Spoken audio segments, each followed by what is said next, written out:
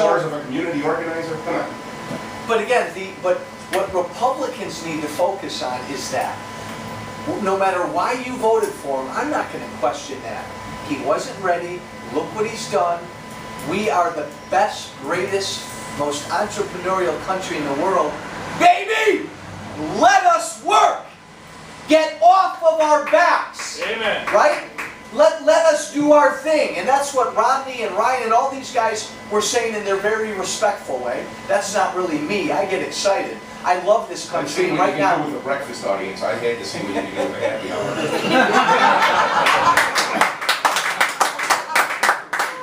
But I'm serious. It's like we are a country and we're lying on our backs right now. Regulations and taxes and all this stuff. We're just pounding the guys that create jobs. Get off of our backs. That's all we want. Most people get that now. I'm nervous. Well, you should be nervous. Should be. Most young people don't get it, but when you were young, did you get it? Look, when you're young, you're liberal and you want to believe that everybody can hold hands and get along. Then you start paying taxes, then you open up a business, then you get married, then you buy a house, and then for some reason a lot of people tend to become more conservative. Why? Because they get it. It's the Churchill's line comes to mind, doesn't it? Churchill's line. When you're 21, if you're not a liberal, listen to me. If you're, how old are you? What? How old are you? 24. You're older than I thought. That's when you're young. If you're here was Churchill. I think it was Churchill. If you're 22 and you're not liberal, you have no heart. If you're 52 and you're not conservative, you have no head. Think about that. Close. You have no brain. What else?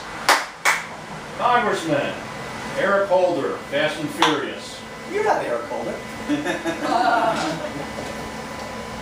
I see there's a big cover-up going on there. There is. Pretty massive from my understanding. Probably bigger than we even know. Yes. Everybody knows what Fast and Furious is, right? Your government forced licensed American gun dealers to sell weapons, thousands of them, to Mexican drug cartels. And then we just turned the other way. Hundreds, probably more, hundreds of Mexicans were killed. Say the name, Brian Terry, a Border Patrol agent, was killed, an American. And for the last 2 years, Eric Holder has not cooperated in our investigation. Smells bad. So a week and a half ago, the committee I sit on, Oversight Reform, formally filed civil contempt charges in the DC court. And so now it goes in front of a judge. How long will it take? Days, weeks, months, or years? It all depends on that judge. We'll go past election day, we know that. It's going to go past election day. No doubt about it. Is there any chance there's going to be consequences to that for Eric Holder and the administration, or is that going to be more symbolic gesture from Congress than anything else? Because they're very well protected. Yes. I think that whether Obama wins again or not, it's been filed, so the civil court has to look into it. Again, it's going to take weeks, months, or years, probably not years, but eventually it'll get to a point where the judge will say, Mr. Holder, please provide the following. Because that's what we in Congress asked, and he basically said, go sit on it. He can't say that to a judge. So sooner or later, he's going to have to provide information to tell the American people why the government did what they did. Guys, look, this election's about putting the country to work and the debt and all this, but this is outrageous what our government did. And we go back to the media. Just imagine if this were George W. Bush and his head of justice. Brian Williams and MSNBC and NBC and CBS, this would be the news every day. But because it's Obama, and we protect Obama, our media does, nary a word about it. It's an outrage.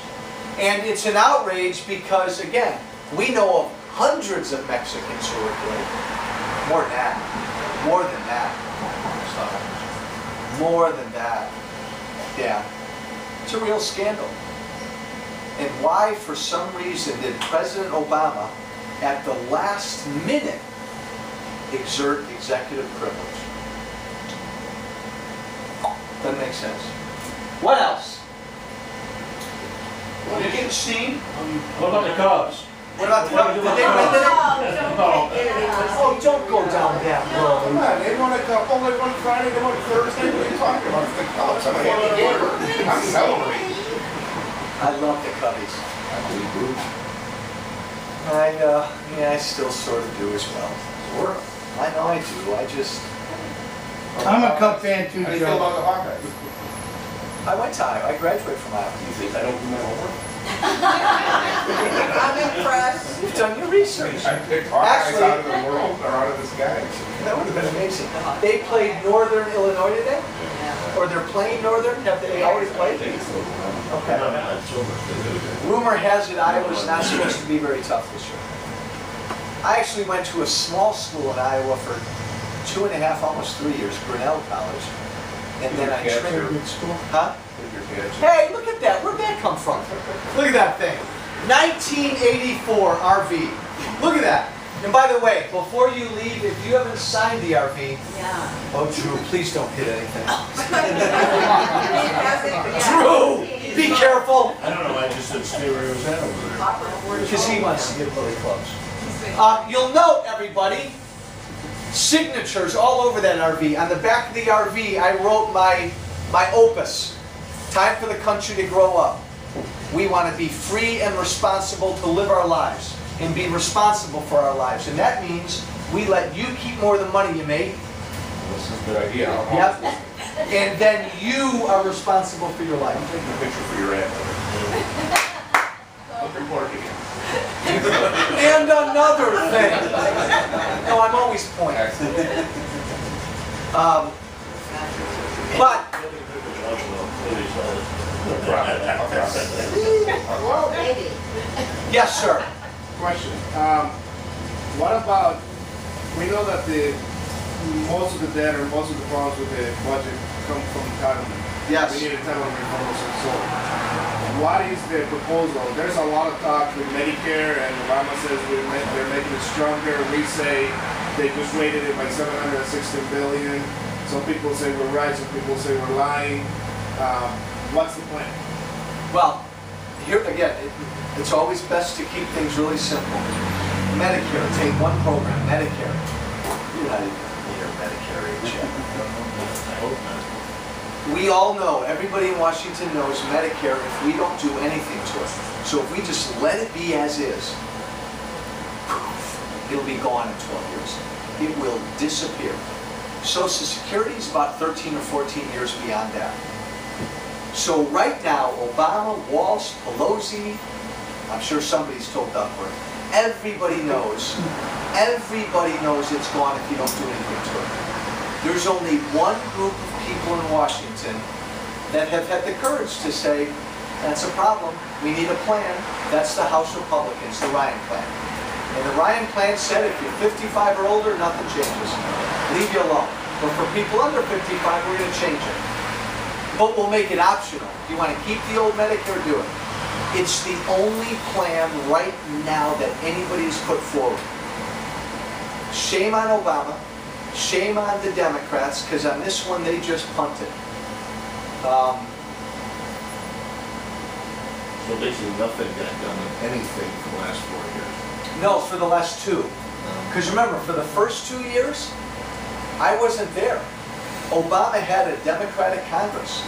So they, oh boy, did they do stuff. Obamacare, the stimulus, and they tried to get cap and trade. Look, Joe Walsh and these troublesome House Republicans, we've only been there 2 years. For the first 2 years of Obama's presidency, there wasn't a Republican around. It was the Democrats controlled Congress and he controlled the White House. And they did things they believed in. I think the American people went like this and said, go there and stop them. How's he doing about a budget? Yeah, it's been a few years, hasn't it? So the Democratic Senate hasn't passed a budget in 3 years. Obama puts forth a budget that no Republican or Democrat in the House or Senate votes for. 99 to nothing in the Senate. I think 414 to nothing in the House. Not a Democrat voted for the president's budget. I assume for opposite reasons. Oh, you'd have to talk to him. Who knows? Who knows? Nobody took it seriously. And why? How can you take it seriously? How can you take this seriously? This country is $16 trillion in debt. That's a lot. We're really about 90 trillion. So we know the country's broke. So Obama gives us a budget. Where's the 90? I'll tell you in a second. So the country's broke, right? The Senate, Democrats don't even do a budget. Obama gives us a budget that never, ever, ever, ever, ever, ever, ever, ever balances. Never balances. Republicans put forth a budget that balances in 28 years. That's way too long. Where does the 80 or 90 trillion come in? If you add up our current Medicare and Social Security liabilities, it's 80 to 90 trillion in debt. And I'm assuming you should count that because that's money we're going to pay, right? Mm-hmm. So this 16 trillion is hooey. We're really about 80 to 90 trillion in debt right now. Okay, because I read that it was about 5 trillion for obligations on Social Security and Medicare, and another 11 trillion for the bondholders, essentially, or those figures aren't right. Our current, Where do you get the right figures from? give me your email, I'll tell you where to go. Fair, objective sources. Our current Medicare and Social Security liabilities bump our debt up to, our real debt up to, about 80 to 90 trillion. That's a pretty scary number. And the scary thing is that people depend on it to survive. Yes, yes, and that's why I say, I'm assuming we all want to make good on those obligations. Oh, yeah, you still have to have some social programs. Oh, absolutely. And remember, even the Republicans said if you're 55 or older, nothing changes. Because even we were afraid to touch some of these things. But here's what you got to know, guys. This is simple. 10,000 of us, Americans, retire every day in this country. 10,000 retire every day. And we're living till we're 92 or 3 or 4. This is math. How are you going to support all that? You're going to say government take care of everybody? If you say that, then every dollar your kid and grandkid makes is going to go to pay our Social Security and Medicare obligations. I don't think any of us want to do that to future generations. You read a lot of that Section 8 stuff is a joke. It is, but it's a small piece of the federal budget. Really? Oh, gosh. You end up somebody spending Look, $1,600 a month and Yep. do nothing, and the government's paying for that. I'll tell Seems to me it's pretty high. it's important. Get rid of it. I come home from Afghanistan tomorrow. We should do. Get rid of the oil subsidies. Go ahead. Drill baby. I mean, you can go down the line and get rid of all these things. A lot of the welfare stuff, you're talking nickels and dimes. The American people don't quite get it yet. The biggest, fastest growing piece of what your federal government spends money on is healthcare costs for our aging population. It dwarfs everything else. You could abolish the whole Defense Department tomorrow. Abolish it. And you wouldn't do anything to the debt we have. Nothing. An issue I have with the Bush tax cuts, it seems like if you want to maximize productivity, then your lowest tax rate should be on money that's actually earned by working, as opposed to long-term capital gains and dividends. I'm agnostic on this. Any money you make, earn, or save, your money is your money, period. So it doesn't matter to me whether you make it via a capital gain or you make it working across the street. I fundamentally believe it's your money, and your government is taking too much of it. I also fundamentally know, because history again tells us this, if you want more money to come in vis-a-vis capital gains, should you cut the capital gains tax or raise it? Yeah, but You know that answer. well, no, Don't well me. There is Come on. I said there is a number where it will. No. But if you want to increase more activity, economic activity, vis-a-vis capital gains, should you decrease or increase that tax? Oh, you decrease it. Boom! Boom! It's not necessarily going to bring in more revenue. You put it at zero, everybody will want to come to the U.S. and invest. Well, and what would be wrong with that? The highest tax. Wait a minute! Why shouldn't America be a tax haven? Why shouldn't we have a zero capital gains tax? Why do we have a death You tax? need some government rep. Wait,